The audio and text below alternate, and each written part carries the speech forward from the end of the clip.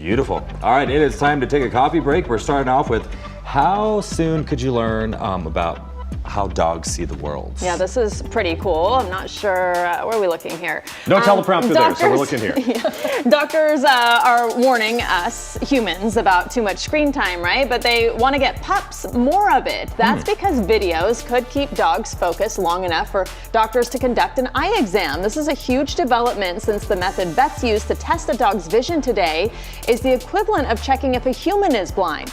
Researchers found it's easiest to keep dogs' eyes on media that feature other animals. And now the University of Wisconsin is developing content to be used for the sole purpose of evaluating changes in a dog's visual attention as it gets older. It's so funny when you see dogs watching the TV and seeing other animals and like chasing after them. I love it. Yeah, I'm always curious, what it is that attracts their attention, but usually another dog or some noises, if you will. So, hey. Yeah, we like looking at dog videos. Oh, so yeah, dogs like we looking at dog videos. Makes sense, for sure. All right, so I'm going to look at this camera. All right. How about a pair of shoes you won't feel guilty about throwing away when they're worn out because they don't get thrown away? These are the BioSurf Flex 3Ds. Quiz me on the name tomorrow. They're the world's first 3D printed and compostable shoes. Wow. These are meant to be a step. I kind of like the way those look. In the right direction.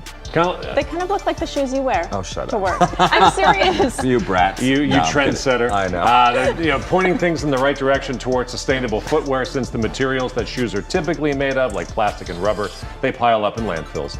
These shoes are still being prototyped, but retailers expect pairs to cost anywhere from $250 to $330. Otherwise, same as a pair of Jordans. Keep in mind, they're custom made to fit each individual. So it's not like, oh, find it. No. Like you can 3D How long print do it. they last though? I don't. I mean, $300 I know. is a lot of money for shoes. I keep thinking about them like degrading while you're wearing them. Like the more you use them. They're composting right now. I know 3 wears. But it is a really good sustainable idea. Yeah, and I like the idea that they're made for your feet. Cool. So, well, there is a new option for parents who don't want to let their kids spend the night at someone else's house. The New York Times is reporting sleep unders are on the rise. It's essentially a sleepover, but parents pick their kids up right before bedtime. And others are hosting mommy and me sleepovers where the parents tag along too.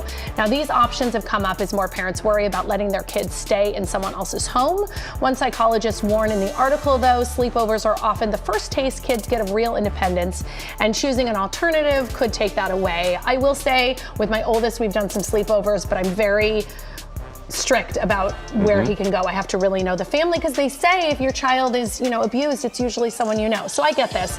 Now, sleep under, I can see picking them up, but me going to also sleep over, no thanks. You're like, I'll take my own These are bed. the same ones, though, who then later go to the job interviews, right? With their kids and right? go like talk to the teachers about why their grade isn't good enough in college. Right. I mean, And that's I the understand tough why part. parents are doing this, though, because nowadays you never know who you can really trust. So, I mean, I get it. It's a And it different was time. happening when we were kids. We just didn't have like the same information and awareness. Right. I mean, Paul, I know you have older kids too.